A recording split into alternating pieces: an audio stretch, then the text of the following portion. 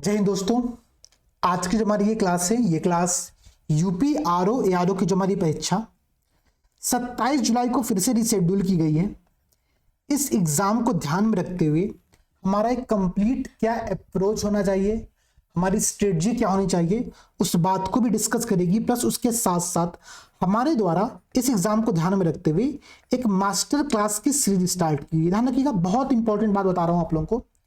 किस प्रकार से ये मास्टर क्लास की पूरी सीरीज आपकी प्रिपरेशन को और मजबूत बनाएगी, आपकी तैयारी को और अच्छा करेगी, उसके साथ साथ कैसे आप इस सीरीज को फॉलो करते हुए अपने स्कोर को और मैक्सिमाइज कर सकते हो, इन सारी बातों को आज के इस क्लास में मैं डिस्कस करने वाला हूं। ठीक है, तो एक तौर पर ये क्लास आपके लिए यूपी आरओ की परीक्षा को ध्यान में रखते हुए एक ओरिएंटेशन क्लास होने वाली है।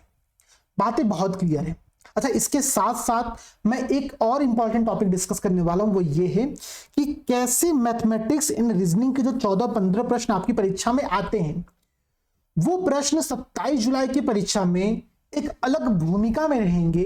कैसे पिछले ईयर्स के पेपर की तुलना में इस बार मैथमेटिक्स इन रीजनिंग का रोल ज्यादा बढ़ने वाला है, वो बात मैं आप लोगों को समझाने वाला हूं। ठीक है, तो ये 3 प्रमुख बातें आज की इस क्लास में डिस्कस की जाएंगी। सबसे पहले कुछ बातें समझो। देखो भाई, इससे पहले आप सभी ने 11 फरवरी 2024 को एक परीक्षा दी थी यूपीआरओ को लेकर के। ये परीक्षा कैंसिल हो जाती है, उसके बाद एक बहुत बड़ा छात्रों का एक आंदोलन होता है, और उस आंदोलन के बाद एक नई डेट आती है फाइनली, जो कि आपकी 27 जुलाई की है। मेरा कहने का मतलब ये कि अभी से 27 जुलाई के तक हमारे पास लगभग 115 प्लस दिन का समय यहां पर शेष है।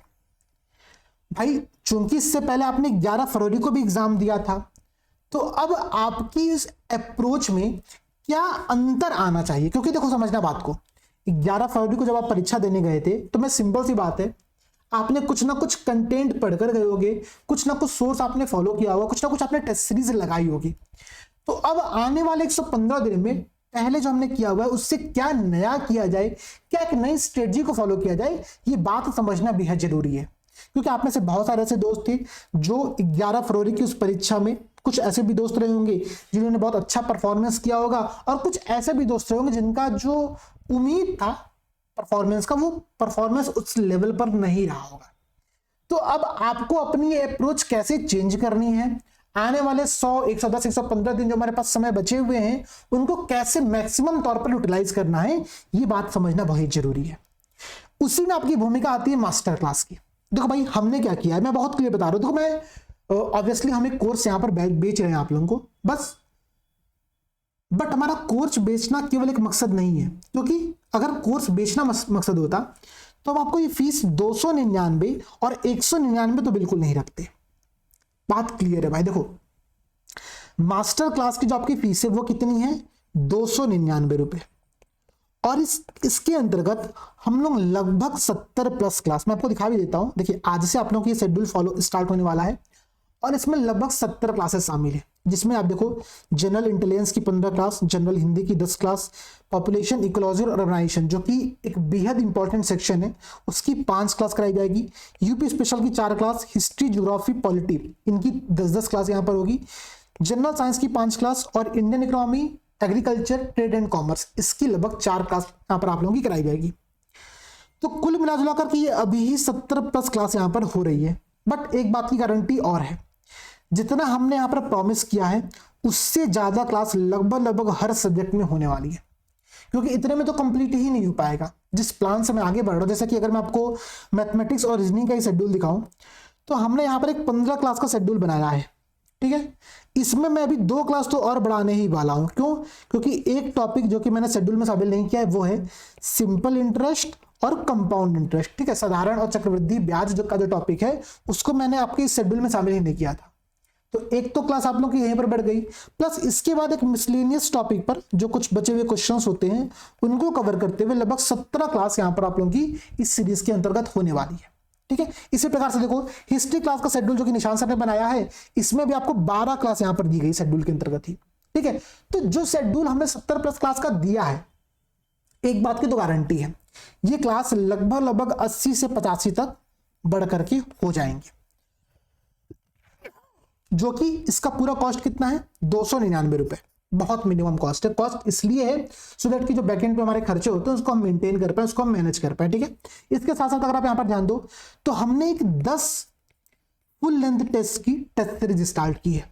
अच्छा, यहां पर भी मेरा मकसद बेहद सिंपल सा है, 10 टेस्ट तो मैं आपको कह रहा हूं, लेकिन मैं श्योर हूं कि ये संख्या बढ़कर के 13 से 14 टेस्ट तक की होने वाली है, क्योंकि 10 टेस्ट में तो हमारा काम चल भी नहीं पाएगा, ठीक है।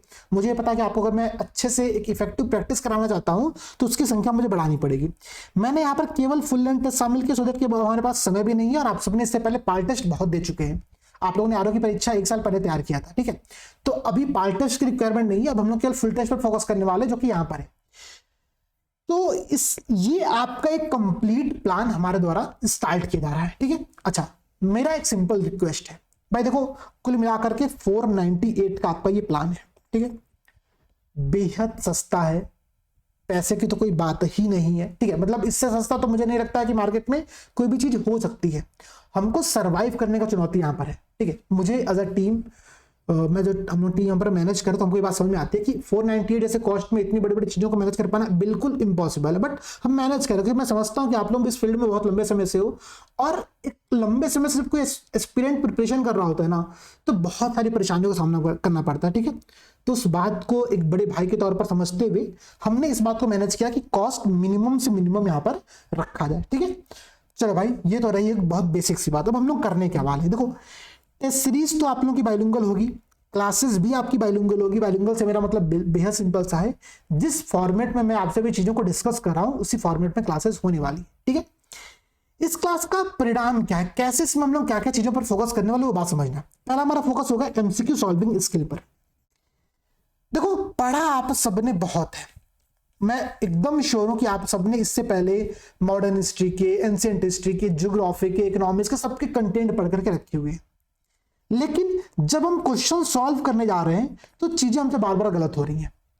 कैसे हम अपने क्वेश्चन सॉल्विंग स्किल को अच्छा कर पाए, इस बात पर फोकस करते हुए हम लोग क्या करेंगे, हमारा पूरा अप्रोच इस बात पर होगा कि हम वो कंटेंट तो मैं आपको पढ़ाऊं ही पढ़ाऊं, ठीक है भाई, मैं समझाऊंगा आपको कैसे क्वेश्चन सॉल्व करते हैं, कैसे मॉडर्न हिस्ट्री में क्या घटनाएं घटी, लेकिन उसके साथ साथ हम लोग यूपीएससी, यूपीपीसीएस और यूपीआरओ, आप कहोगे सर आपने गलती से यूपीएससी यहां पर लिख दिया। नहीं भाई, गलती से नहीं लिखा, ध्यान रखना।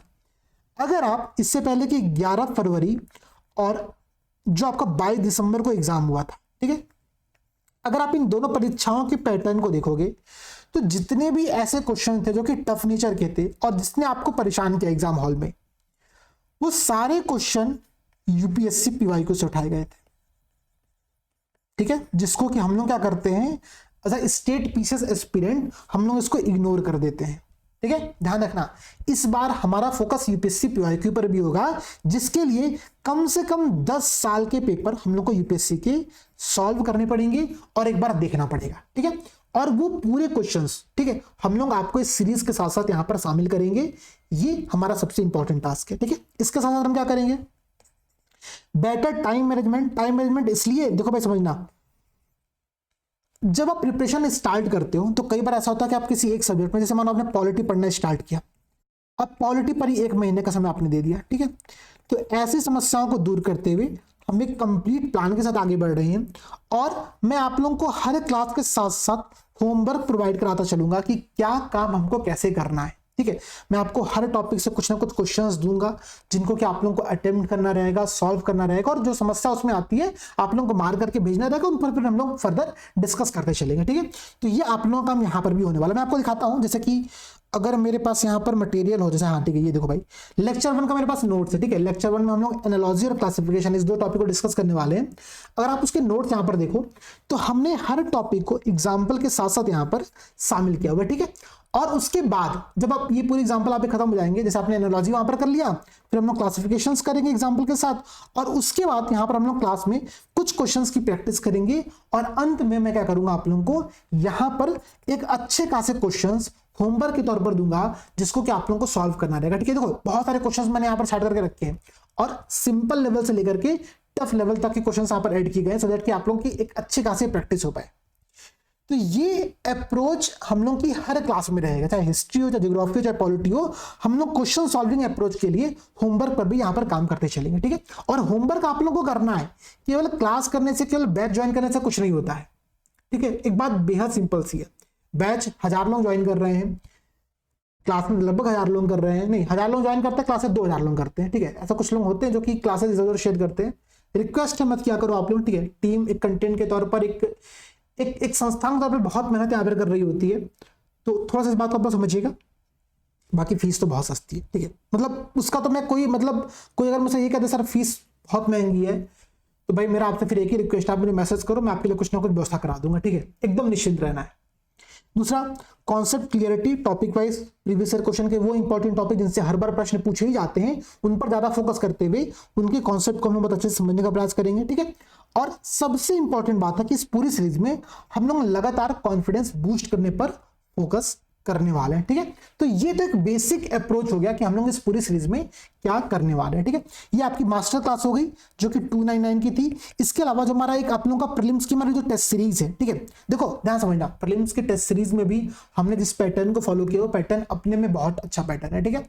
इस बार हमारा पूरा उद्देश्य है कि आपके सामने किसी भी प्रकार का प्रश्न पत्र आए, आप उसको अच्छे से अटेम्प्ट कर पाओ, ठीक है। यहाँ पर देखिएगा तो जो क्वेश्चंस यहाँ पर फ्रेम किए गए हैं, ठीक है, उन क्वेश्चंस का नेचर अपने में ही अच्छा है, ठीक है।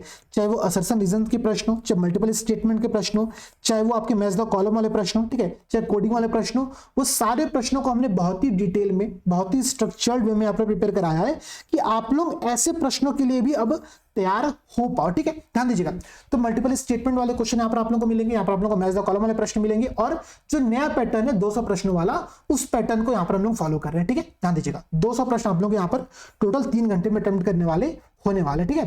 तो ये आपकी टेस्ट सीरीज का भी पैटर्न है।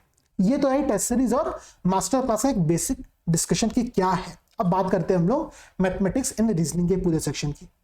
ध्यान से समझना, अब जो बात मैं आप लोगों को बताने जा रहा हूं ना, ये बात सबसे इंपॉर्टेंट है।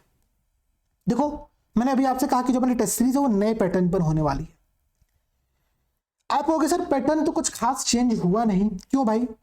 पहले क्या था, पहले आपकी 2 घंटे की एक परीक्षा होती थी जहां पर 140 प्रश्न होते थे, ठीक है। इन 140 प्रश्न में आपकी जीएस और इसके साथ साथ आपके मैथमेटिक्स एंड रीजनिंग के प्रश्न होते थे। इसके बाद आपकी 1 घंटे की परीक्षा होती थी जिसमें 60 क्वेश्चन होते थे, और ये आपकी होती थी जनरल हिंदी की। अब नया पैटर्न क्या कर दिया गया आयोग के द्वारा? नया पैटर्न ये कर दिया गया है कि अब 3 घंटे का पेपर होगा, 200 क्वेश्चन इसमें दिए रहेंगे, और इसमें आपका ये सब कुछ यहां पर शामिल होगा। समझना ये नया पैटर्न क्यों अलग है और क्यों इस बार मैथमेटिक्स एंड रीजनिंग की भूमिका बढ़ने वाली है। बहुत सिंपल एनालिसिस आपको देने जा रहा हूं, ध्यान दीजिएगा। आरओ की परीक्षा में जो इससे पहले के एस्पिरेंट्स थे, जो पहले टॉपर्स थे, अगर आप उनकी अप्रोच समझो तो अप्रोच क्या थी? जनरल हिंदी में वो 60 में से अराउंड 58, 59 और कई बार 60 तक के नंबर प्राप्त कर जाते हैं। मतलब 60 में 60 तक वो लोग सही कर लेते हैं, कम से कम वो 58, 59 तक तो चले ही जाते थे, ठीक है। इसका मतलब क्या हुआ कि जनरल हिंदी उन लोगों का पहले से ही बहुत स्ट्रांग है, जनरल हिंदी बहुत अच्छे से उनकी कमांड है और वो अच्छा वहां पे परफॉर्मेंस कर रहे हैं। समस्या उनको आती थी मैथमेटिक्स एंड रीजनिंग वाले सेक्शन में, ठीक है, क्योंकि भाई mathematics and reasoning generally prepare नहीं रहता है। जीएस पर सब लोग काम किए रहते हैं, जीएस कर लेते हैं, मैथमेटिक्स एंड रीजनिंग वाला सेक्शन परेशान करता है। अब देखिए क्या होगा, अब जब 3 घंटे में 200 प्रश्न आपको सॉल्व करने हैं, तो यहां पर जिस एस्पिरेंट का जनरल हिंदी बहुत अच्छे से प्रिपेयर्ड रहेगा, तो वो उस 60 मिनट में से कम 10 मिनट का समय बचा लेगा, ठीक है। और वो जो 10 मिनट का समय बचाएगा, जो सेव करेगा, वो 10 मिनट के समय को वो कहां पर कंज्यूम करेगा? मैथमेटिक्स एंड रीजनिंग वाले सेक्शन में। बात समझ रहे हो? पहले जिनका जनरल हिंदी तैयार था वो वहां पर 58, 59 अचीव कर रहे थे और उनके पास समय बच रहा था, क्योंकि जनरल हिंदी ऑलरेडी उनका रटा लीजिए वहां पर बहुत अच्छे से स्कोर कर ले जा रहे हैं। अब जो उनको यहाँ पर 10 मिनट का एक एज मिलेगा, एक एडवांटेज मिलेगा, वो उस 10 मिनट को मैथमेटिक्स एंड रीजनिंग वाले सेक्शन में अच्छे से बुना पाएंगे। तो मतलब क्या हो गया कि मैथमेटिक्स एंड रीजनिंग के प्रश्नों को सही करने के लिए उनके पास अतिरिक्त समय है, उनके पास एक्स्ट्रा टाइम है, और जब एक्स्ट्रा टाइम रहेगा तो क्या होगा कि मैथमेटिक्स एंड रीजनिंग वाले सेक्शन में उनके नंबर बढ़ेंगे, और जब उनके नंबर यहां पर बढ़ेंगे तो जीएस और जनरल हिंदी में तो नंबर पहले से ही सेम चल रहे थे, मतलब क्या कि अब उनके टोटल मार्क्स में भी यहां पर आपको थोड़ी सी वृद्धि देखने को मिल सकती है। ठीक है, इसीलिए मैं बार बार कह रहा हूं कि मैथमेटिक्स एंड रीजनिंग का सेक्शन बेहद इंपॉर्टेंट है। आप लोगों को भी सेम अप्रोच फॉलो करनी है। जनरल हिंदी में इतनी तैयारी कर लो जनरल हिंदी की कि मतलब कोई समस्या रह ही ना जाए। बचा जीएस लगातार हम लोग पढ़ रहे होते हैं, जीएस के लिए तो मतलब कुछ पूछना ही नहीं है। बाकी बचा आप लोगों का मैथमेटिक्स एंड रीजनिंग, जो कि अब आने वाली इन 15 क्लास के अंतर्गत मैं आप लोगों का कवर कराने वाला। ठीक है ना, अब समझना। अच्छा एक बात और समझिएगा भाई, देखो दरअसल मैं क्या हूं ना, मैं आपको पता है कि मैं खुद आईआईटी से पढ़ा हुआ हूं। ठीक है, और जब मैं आईआईटी से पढ़ा हूं ना तो मेरे साथ एक बहुत विशेष बात यहां पर ये होती है कि हम लोग ना स्मार्ट वर्क हम लोग को लगातार सिखाया जाता है भाई कि स्मार्ट वर्क कैसे करना है। जब हम स्मार्ट वर्क पे काम करते हैं तो हम जो लेंदी अप्रोच होती है ना, जो बहुत बोरिंग अप्रोच होती है, बोझिल अप्रोच होती है, उसको हम लोग बायकाट करके आगे बढ़ जाते हैं और कुछ एक अच्छा सा अप्रोच लेकर के डेवलप करते हैं सो दैट कि किसी क्वेश्चन को बहुत ही इजीली सॉल्व किया सके।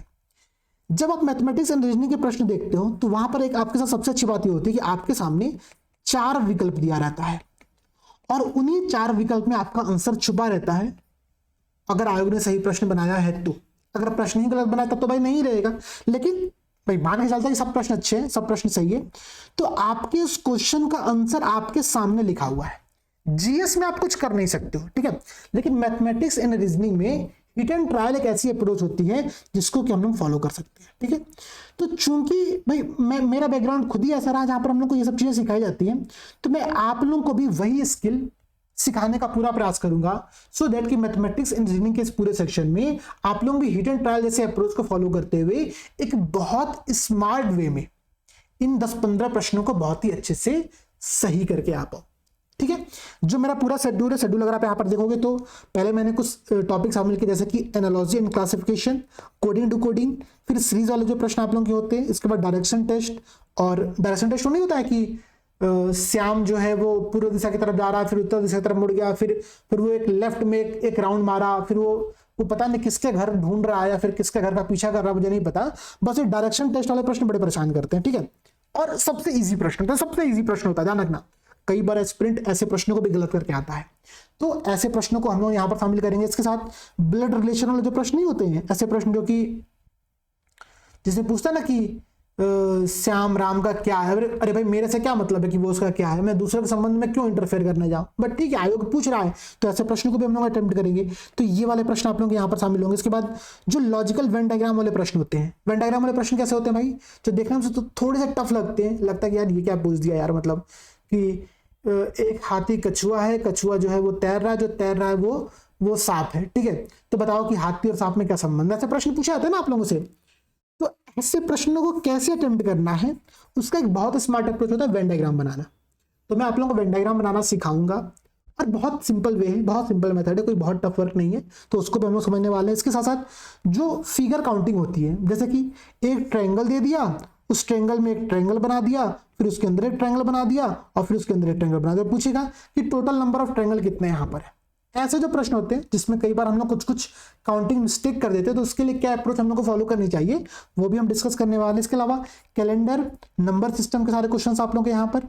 उसके बाद आप लोगों को एक मॉक टेस्ट कराऊंगा मैं, जो कि सेमी सिलेबस का टेस्ट होगा, जिसके अंतर्गत हम समझने का प्रयास करेंगे कि आपने अभी तक क्या चीजें समझा है। ठीक है, आपकी अंडरस्टैंडिंग लेवल कहां पर है, आपकी क्या अप्रोच है, उसको समझते हुए फिर आगे के जो टफ सेक्शन, ध्यान रखना। इसके बाद आपका जो सेक्शन स्टार्ट होता है जैसे कि एचसीएफ, एलसीएम, एवरेज परसेंटेज वाले क्वेश्चंस, प्रॉफिट लॉस वाले क्वेश्चन, टाइम डिस्टेंस वाले क्वेश्चंस, प्रोबेबिलिटी वाले क्वेश्चंस और स्टैटिस्टिक वाले क्वेश्चन, तो उसको हम लोग उसके बाद समझने का प्रयास करेंगे। ठीक है, तो लगभग ये 15-16 क्लास का आपका पूरा शेड्यूल मैं यहां पर देने वाला हूं। क्लियर हो गया? तो मैथमेटिक्स एंड रीजनिंग के लिए ये एक पूरी स्मार्ट डिस्कशन हमने यहां पर समझ लिया। क्लियर है ना मेरे भाई, सबको समझ में आ रहा है अभी तक का? अभी तक तो हमने कोई डिस्कस ही नहीं किया तो समझ में क्या नहीं आएगा। ठीक है, अब समझो। लास्ट में आप लोगों को एक फुल लेंथ मॉक टेस्ट भी कराने वाला हूं इसी के अंतर्गत। अच्छा ये टेस्ट सीरीज का पार्ट नहीं, फुल लेंथ मॉक टेस्ट ये मैं आप लोगों को यहीं पर कराऊंगा, जो कि जो मेरी क्लासेस होंगी मैथमेटिक्स एंड रीजनिंग की, उसके बाद आप लोगों के लिए लिया जाएगा। ठीक है, इसी प्रकार से आप देखो तो हिस्ट्री का भी आप लोगों के पास एक शेड्यूल दिया गया है और निशान सर का शेड्यूल है। निशान सर की क्लास भी कल या परसों से पैरेलली स्टार्ट होगी। अच्छा, क्योंकि हम लोग की इस पूरी सीरीज के अंतर्गत लगभग 70 क्लास है, ठीक है, और आपके पास दिन लगभग 115 है, तो हम लोग डेली एक क्लास का टारगेट करेंगे, बाकी समय आप लोगों को करना क्या है मैं अभी आपको समझाऊंगा, ठीक है। पहले तो समझो कि इसमें करने क्या वाले हैं हम लोग, ये बात है अच्छा समझो। अब यहां पर सबसे पहले कुछ नोट्स अपने वापस से उठाना स्टार्ट करो। जैसे कि आपने इससे पहले कुछ नोट्स बना के रखा होगा, शॉर्ट नोट्स बना के रखा होगा, ठीक है। एक बार वो उठाओ, PYQ उठाओ, ठीक है। इसके अलावा आप जनरल हिंदी के लिए कोई एक बुक उठाओ, ठीक है। जैसे कि वासुदेव नंदन की जो बुक आती है वो आप उठा सकते हो, या फिर आप एक डिकोड एग्जाम की बुक आती है, एक बुक आपकी आती है मतलब बहुत सारी पब्लिकेशन, आदित्य पब्लिकेशंस की बुक आती है। आप कोई भी एक बुक, जो भी बुक आप फॉलो करते हो, एक बुक आप ले सकते हो। बुक के लिए बहुत ज़्यादा बायसनेस में नहीं हूँ, सारी बुक अपने में अच्छी है, ठीक है। कोई भी बुक उठा करके आप लोगों को यहाँ पर आगे बढ़ना है।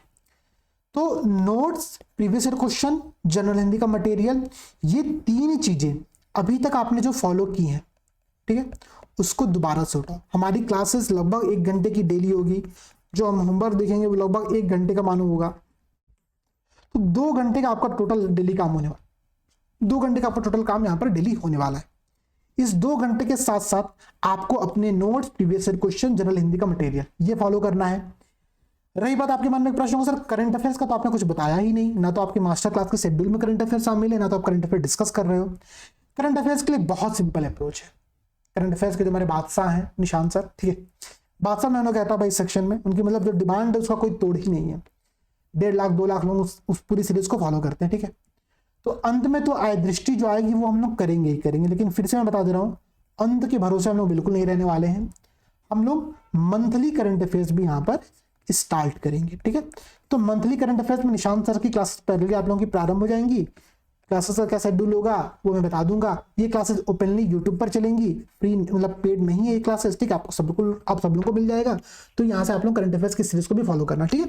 तो लगभग 8 से 9 घंटे की आपकी प्रॉपर प्रिपरेशन की अप्रोच यहाँ पर होनी चाहिए, ठीक है। बात क्लियर है आप लोगों का। अब बात समझो कि मैथमेटिक्स एंड रीजनिंग के जो क्वेश्चंस पिछले साल पूछे गए थे, उन क्वेश्चंस का क्या अप्रोच है, कैसे हम लोगों को इसको आगे लेकर के बढ़ना है, ठीक है, क्या करना चाहिए इन प्रश्नों के लिए।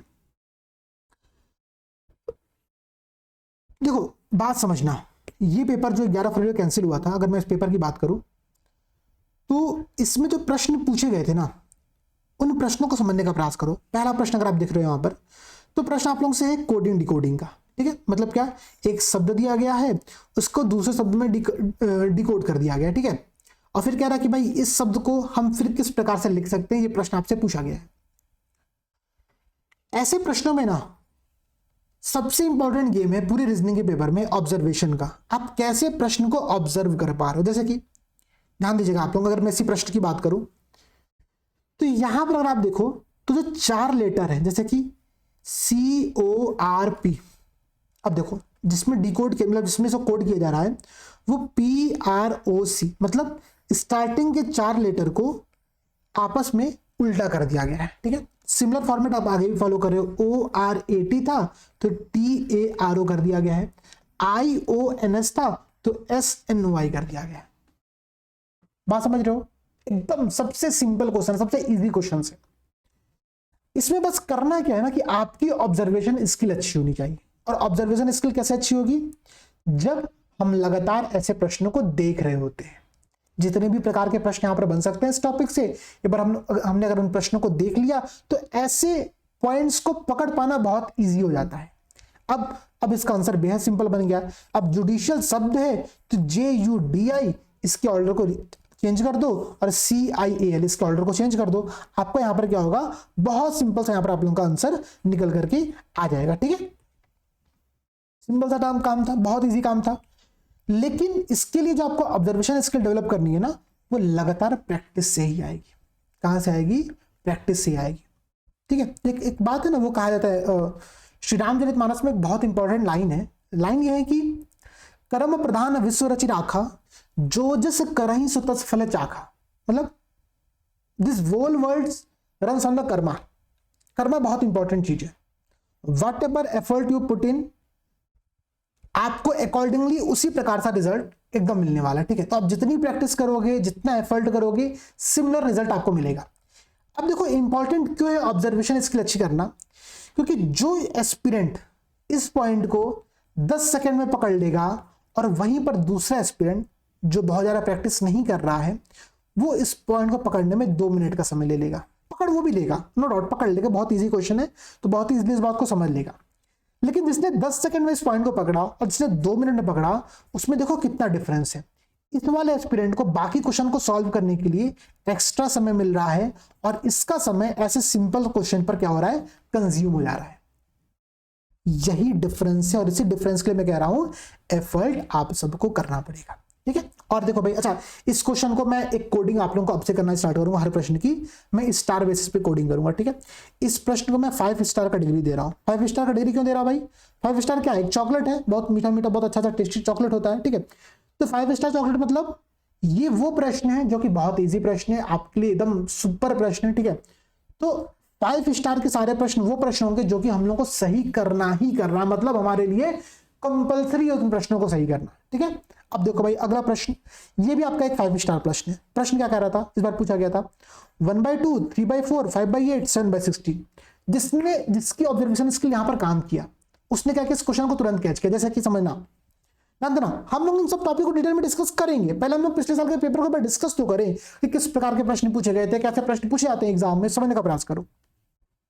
इसके लिए क्या कह रही है भाई, 1 2 3 4 5, यहां पर तो 6 नहीं है, मतलब क्या, मतलब जिस कॉन्सेप्ट से मैं आगे बढ़ रहा था वो कॉन्सेप्ट मेरा गलत था। मेरा एक अप्रोच यहां पर क्या हो गया, एलिमिनेट हो गया, ठीक है भाई। संभव है ना कि एक ऐसा सीरीज बन रहा हो 1/2, 2/3, 4/5, 6/7, 8/9, हो सकता है कि एक ऐसा यहाँ, सॉरी एक चीज गलती हो यहाँ पर, ठीक है। देखो तो हो सकता हो कि एक सीरीज ऐसी बन रही हो, ठीक है, ध्यान दीजिएगा आप लोग, ये भी तो संभव है ना। लेकिन ये सीरीज यहां पर दी नहीं। ये सीरीज में क्या चल रहा है जो मैंने लिखा अभी, 1 2 3 4 5 6 7 8 9 10, ये सीरीज चल रही थी। लेकिन ये सीरीज यहां पर नहीं है, ये बात तो श्योर हो गया, ठीक है। अब समझो मुझे तुरंत, अच्छा ये सारे काम हमको माइंड में करने हैं, बहुत स्पीड में करना है, ठीक है। अब मैं क्या करूंगा, मैं कुछ और लॉजिक लगाना प्रयास करूंगा, जैसे कि 1 3 5 7, अरे यार सब में 2 का डिफरेंस है, ठीक है। 1 + 2 3, 3 + 2 5, 5 + 2 7, बहुत इजी काम, ठीक है। मतलब क्या, 7 + 2 9, ऊपर वाला हमको तो पता चल गया, जो उसका अंश है, जो नॉमिनेटर है, तुमको क्लियर हो गया, 9 है। नीचे वाला में देखो 2 4 8 16, मतलब क्या, 2 2 4, 4 2 8, 8 2 16 और 16 2 32, 9/32, आंसर आ गया बहुत इजीली। बात समझ में आई? तो ऐसे प्रश्न हमारे लिए क्या होते हैं, 5 स्टार प्रश्न होते हैं, ठीक है। ये हमारे लिए सबसे स्वीट क्वेश्चन है। अगला देखो भाई, अगला प्रश्न तो और भी बड़ा अच्छा है, ठीक है।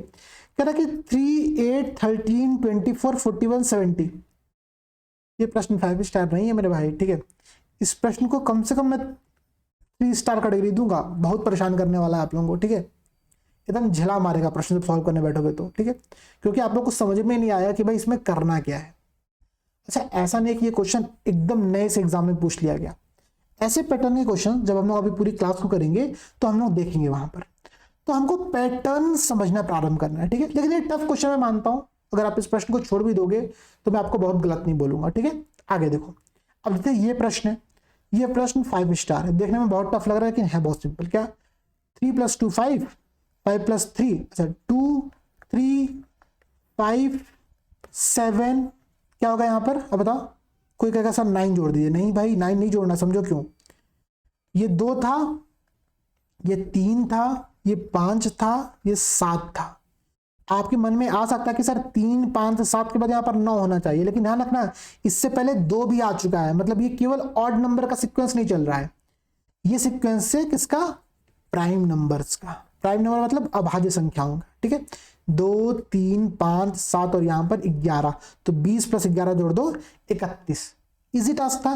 क्या इसको सॉल्व करने के लिए बहुत समय लगेगा? बिल्कुल नहीं लगेगा, और हमको कम समय लगे इसी के लिए अभी एफर्ट करना पड़ेगा, ठीक है। और समझो भाई, क्वेश्चन समझो, क्या क्वेश्चन पूछा गया है कि 25 लोगों का एक ग्रुप है, इसमें 12 लोग ऐसे जो कि फ्रेंच बोलते हैं, 15 लोग ऐसे जो कि अंग्रेजी पढ़ते हैं, 6 लोग ऐसे हैं जो इन दोनों को नहीं पढ़ते। आपको बताना कि कितने लोग ऐसे हैं जो कि फ्रेंच और अंग्रेजी दोनों पढ़ते हैं। आप कहोगे सर क्या कैलकुलेशन लगाया जाए, क्या फॉर्मूला लगाया जाए, कुछ लोग फॉर्मूला याद करके बैठे होंगे इसका। अब समझो मेरी अप्रोच समझो, मैं मानता हूं क्या ये एक कंप्लीट क्लासरूम, एक कंप्लीट सिस्टम जिसमें 25 लोग यहां पर आपके शामिल है, ठीक है। 25 यहां पर पर्सन टोटल शामिल है। इसमें कुछ लोग ऐसे हैं जो कि क्या है, अंग्रेजी बोलते हैं, ठीक है। कितने लोग अंग्रेजी बोलते हैं, तो 15 लोग यहाँ पर आपके इंग्लिश बोलते हैं, ठीक है। कुछ लोग इसमें ऐसे हैं जो कि आपके फ्रेंच बोलते हैं। फ्रेंच कितने लोग बोलते हैं, 12 लोग, ठीक है भाई। 12 लोग ऐसे हैं जो कि फ्रेंच बोलते हैं, ठीक है। आप कहोगे सर ये ओवरलैप क्यों कराया, ओवरलैप इसलिए कराया मेरे भाई क्योंकि कुछ लोग ऐसे हैं जो कि दोनों ही बोलते हैं, ठीक है। और वही प्रश्न पूछा गया है आपसे, इसी वैल्यू को फाइंड आउट करना है, जो ओवरलैपिंग वाली वैल्यू है ना, इसी को आप लोगों को फाइंड आउट करना है। लेकिन इसमें एक बात और बताई जा रही है कि कुछ लोग ऐसे भी हैं जो दोनों भाषा नहीं बोलते, और जो दोनों भाषा नहीं बोलते उनकी संख्या कितनी है, 6। तो ध्यान दीजिएगा, इस पूरे बॉक्स में टोटल लोगों की संख्या कितनी है, 25। मैं सबको जोड़ देता हूं, ठीक है। समझो भाई कैसे जोड़ेंगे। 6 जो कुछ नहीं बोल रहे थे, 15 लोग ऐसे थे जो कि अंग्रेजी बोल रहे थे, 12 लोग ऐसे थे जो कि फ्रेंच बोल रहे थे। लेकिन ध्यान देना, जब हम 15 + 12 कर रहे हैं तो ये वाला जो सेक्शन है ये 2 बार काउंट हो रहा है। एक बार 15 में भी काउंट हो रहा है और एक बार 12 में भी काउंट हो रहा है, ठीक है। तो हमको यही सेक्शन को एक बार माइनस करना है, और ये टोटल कितना होना चाहिए, टोटल होना चाहिए 25। अब यहां से आपसे x की वैल्यू बहुत ही इजीली यहां पर निकल करके आ जाएगी। बात समझ गए। तो इसके लिए बहुत फॉर्मूला नहीं याद करना है, इसके लिए वेन डायग्राम बना करके भी हम लोग इजीली इस प्रश्न को अटेम्प्ट कर सकते थे, ठीक है। अब ये डायरेक्शन वाला प्रश्न है, जो किसी का पीछा कर रहा था, पीछा करते करते 50 जगह घूमा और फिर एक जगह पर आगे कांस्टेंट हो गया। इसमें हमको बस एक सिंपल सी बात समझनी है क्या, कि भाई ये नॉर्थ होता है, ये साउथ होता है, ये ईस्ट होता है, ये आपका वेस्ट होता है, ठीक है। जब भी हमको लेफ्ट और राइट टर्न करना रहता है तो आपके अकॉर्डिंग लेफ्ट और आपके अकॉर्डिंग राइट, आपका फेस, जैसे मानो कह रहा है कि वो व्यक्ति जो है वो पश्चिम की तरफ मुंह करके खड़ा है, ठीक है, इस साइड मुंह करके खड़ा है, अब वो लेफ्ट घूम रहा है, ठीक है। तो जब वो इस साइड मुंह किया तो उसका लेफ्ट किधर होगा, इस साइड होगा, राइट किधर होगा, उसका राइट इस साइड होगा। तो left turn right turn, simple सी बात समझना। कई बार क्लॉकवाइज और एंटी क्लॉकवाइज रोटेशन की बात करता है, ठीक है। तो एटलीस्ट घड़ी जब पहनी होगी क्लासरूम में तो बार देख लेना, क्लॉकवाइज में घड़ी की दिशा में आगे बढ़ती है, एंटी क्लॉकवाइज इसका अपोजिट होता है, ठीक है। तो ये सब सिंपल अप्रोच है, ये हम लोग रेगुलर प्रैक्टिस से इन सब अप्रोच को समझ सकते हैं, ठीक है। और देखिए भाई, और कैसे प्रश्न पूछे जाते हैं एग्जाम में, कैलेंडर वाले प्रश्न आपसे आएंगे। कैलेंडर वाले प्रश्न पिछली बार 2 बार पूछे गए थे, 2 प्रश्न पूछे गए थे। दोनों प्रश्नों की हम प्रैक्टिस करेंगे भी आने वाले क्लास के अंतर्गत, ठीक है। एक घड़ी वाला प्रश्न कई बार आ जाता है, ठीक है। कई बार घड़ी में तो ऐसा देता है कि मिनट इतना आगे हो गया, उतना वो हो गया। तब कई बार ऐसा भी करता है कि घड़ी को मिरर के अंतर्गत देखने पर हमको ये समय प्राप्त होता है, बताना कि आपको उसका रियल समय कितना होगा, ठीक है। कई बार ऐसे भी प्रश्न पूछे जाते हैं, तो ऐसे प्रश्नों की भी प्रैक्टिस हम लोग करने वाले हैं। इसके साथ साथ कुछ बेसिक प्रश्न। अब ऐसे प्रश्न आपको लगता है यार कि फॉर्मूला याद रहे तो बहुत ईजी है, फॉर्मूला मत याद करो। फॉर्मूला याद करोगे भुला जाओगे, कुछ नहीं हो पाएगा एग्जाम में, ठीक है। तो हम बिना फॉर्मूले के सॉल्व करेंगे। कैसे भाई, कह रहा कि 14 से बड़े और 50 से छोटे जो ऑड नंबर थे उनके समीशन का 1/4 वर्ग निकालना है आपको, ठीक है। 1/4 वर्ग निकालना है, सबसे सिंपल टास्क है, जोड़ लो, ठीक है। 14 से बड़े 50 से छोटे विषम संख्याओं की बात कर रहा है, मतलब क्या, 15, 17, 19, ये सीरीज कहां तक जा रही है आपकी, जा रही 49 तक। सबका समीशन कर लो। ओके सर, समीशन बड़ा टफ होगी, कुछ समझ में नहीं आ रहा है। चलो भाई और अच्छी अप्रोच बताता हूँ, ध्यान देना। इसी को कहते हैं स्मार्ट अप्रोच। 15, 17, 19, 21, 23, 25, 27, 29। स्मार्ट अप्रोच करने कुछ गड़बड़ हो गया क्या, चलो देखते हैं अभी। अच्छा मैं एक बार क्या कर रहा हूँ, इसी सीरीज को मैं उल्टा लिख रहा हूँ, ठीक है। 49, 47, 45, 43, 41, ठीक है। मैं उल्टा भी लिख रहा हूँ, ये ऐसे आप लोगों का जाएगा। ये कहाँ तक जाएगा, ये 49 तक जाएगा, ये कहाँ तक जाएगा, 15 तक जाएगा। जोड़ दो इसको, 15 + 49 कितना हो गया, 9, 5, 14, 1 ऊपर हासिल गया 64। 17 + 47 कितना हो गया, 64। 19 + 45 कितना हो गया, 64।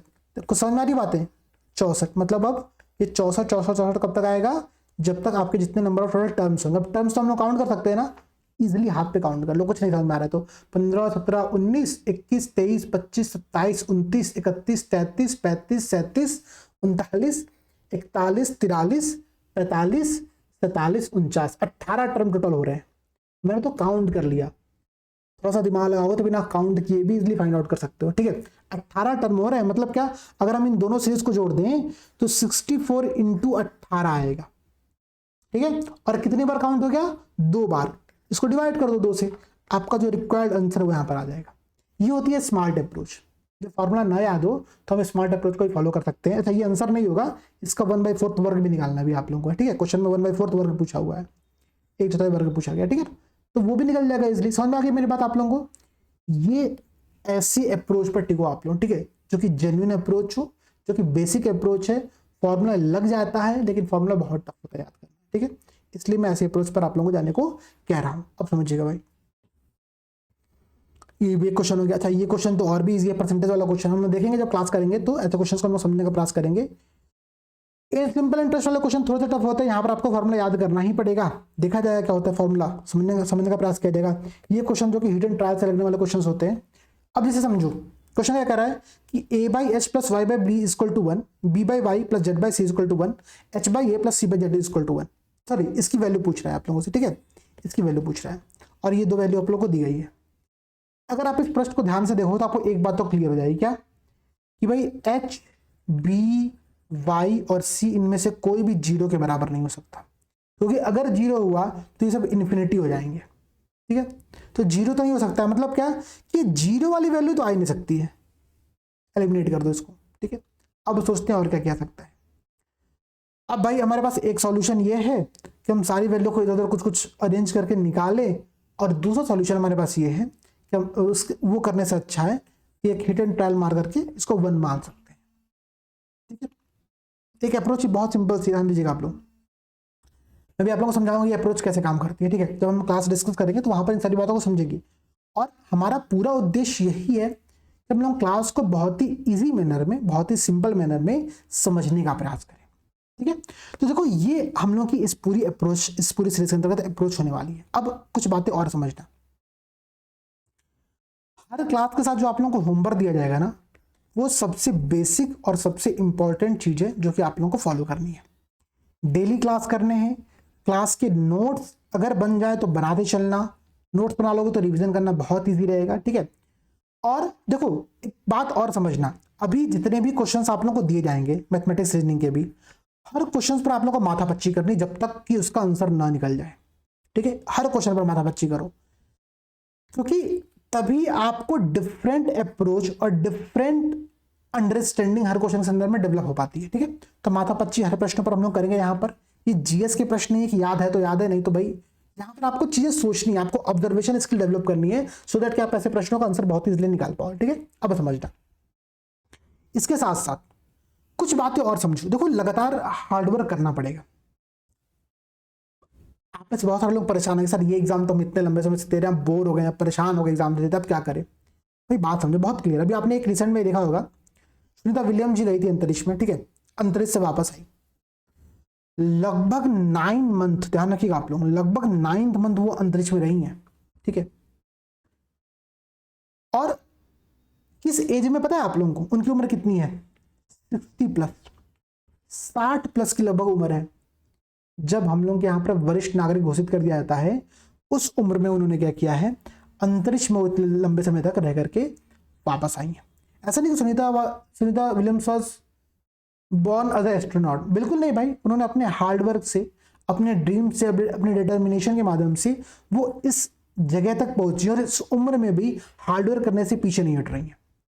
भाई आपके सामने तो चीजें बहुत क्लियर है ना, ठीक है भाई, ठीक है। अब 27 जुलाई को एग्जाम है, हमको उसके लिए प्रिपरेशन करनी है, आगे बढ़ना है। और देखो, as a mentor, as a teacher, as a friend, as a big brother, आप लोगों के लिए मेरी जो भूमिका बेहद सिंपल सी। जामवंत की भूमिका आप लोगों ने देखी होगी। रामायण में क्या होता है कि हनुमान जी को जब समुद्र लांघ करके लंका जाना रहता है तो अपनी शक्तियों को भूल जाते हैं, क्योंकि भूमिका क्या है उनको नहीं पता है, ठीक है। उनको नहीं पता है कि भाई वो ये काम भी कर सकते हैं। तो वहां पर जामवंत की भूमिका आती है, हम आपके लिए जामवंत के तौर पर है। हम आपको क्या समझा रहे हैं, ध्यान दीजिएगा। रामचरितमानस में लाइन है ना, कवन सुख काज कठिन जग माही, जो ना होई तात तुम पाए। मतलब ऐसे कौन सा कार्य है जो आपसे नहीं हो सकता, सिमिलर काम मैं बता रहा हूं। हम उसी भूमिका में हैं, हम आपको लगातार गाइड करें, लगातार आपको चीजें समझाने का प्रयास करें। भाई आपको बस एफर्ट करना है। इस दुनिया में इम्पॉसिबल कुछ भी नहीं है। इम्पॉसिबल केवल तब तक इम्पॉसिबल है जब तक कि आप उसको प्राप्त ना कर लो, ठीक है। तो सिंपल सा मतलब है भाई, मेहनत करना पड़ेगा, मेहनत करो। जो चीजें हम बता रहे हैं इस पूरी सीरीज को फॉलो करनी है। इस सीरीज के माध्यम से आप लोगों को आगे बढ़ना है, अपनी पूरी तैयारी को लेकर के आगे बढ़ना है। और ध्यान यहाँ पर एक बात और देना, देखो आज की क्लास में मैंने लगभग 14 से 15 क्वेश्चन आपको 11 फरवरी एग्जाम के दिखाए हैं। सभी लोगों को ये प्रश्न सॉल्व करने हैं। पहले मैं आप लोगों का अप्रोच देखना चाहता हूं, ठीक है, कि आपकी अप्रोच क्या है। डिटेल में हर एक स्टूडेंट को जितने भी लगभग यहाँ पर अभी 500 के अराउंड एस्पिरेंट ऑलरेडी इस बैच में ज्वाइन है, ठीक है। आप सबको ये 15 के 15 क्वेश्चन सॉल्व करने हैं एक पेपर पर, उसका पीडीएफ बनाना है। पीडीएफ बना करके पीसीएस अभ्यास की जो हमारी फैमिली है, ठीक है, जो हमारा टेलीग्राम चैनल है, वहां पर आप सभी को उसका पीडीएफ पोस्ट करना है, सो दैट कि मैं भी तो फाइंड आउट कर पाऊँ कि आप अभी किस लेवल पर हो, मुझे किस लेवल से काम करना है। पेपर चला मैं मैथमेटिक्स रीजनिंग समझा रहा हूँ, आपको समझ में नहीं आ रहा है, आप करो सर आप मूर्ख हो, आपको समझा ही नहीं पा रहे हो। और मैं कह रहा हूँ भाई इतना सिंपल चीज क्यों नहीं समझ में आ रही है आपको, मैं आपको एक एडवांस लेवल पे समझा रहा हूँ, आप एकदम बेसिक लेवल पे अटके पड़े हो, तो मैं भी तो जानू ना कि आपकी अप्रोच अभी कहां पर, आप किस लेवल पर हो। तो उसके लिए आप सभी को ये 15 प्रश्न सॉल्व करने हैं, उसकी पीडीएफ बना करके शेयर करनी है। ये काम करो, फुल लेंथ की टेस्ट सीरीज ज्वाइन करो, मास्टर क्लास पूरा ज्वाइन करो, दोनों से जुड़ो। कल से क्लास आप लोगों की रेगुलर कंटिन्यू होने वाली है, चीजें अपने वे में चलेंगी, फुल वे में चलेंगी, आप जो चीजें कर रहे हो वो करते रहो। उसके अलावा इस सीरीज के माध्यम से एक बूस्ट वे में, बूस्टर डोज के तौर पर इसकी पूरी तैयारी करनी है आप लोगों को, ठीक है। तो मेरी भूमिका, निशान सर की भूमिका बेहद क्लियर है, बाकी बची खसी भूमिका आप लोगों की है, आप लोगों को एफर्ट करना है, एग्जाम आप लोगों का है, बहुत बड़ा एग्जाम है, बहुत अच्छी वैकेंसी है, बहुत अच्छा जॉब है, ठीक है। तो तैयारी में बिल्कुल भी कमी ना रहे। और अंत में वही बात भाई जो राम की शक्ति पूजा में लिखी हुई है, क्या होगी जय हे पुरुषोत्तम नवीन। तो अपना एफर्ट करो, सब कुछ मंगल में होने वाला है। इसी कामना के साथ, इसी शुभकामना के साथ आज के इस क्लास को मैं विराम करता हूं। मिलते हैं आप लोगों से कल की क्लास में। जय हिंद, जय भारत।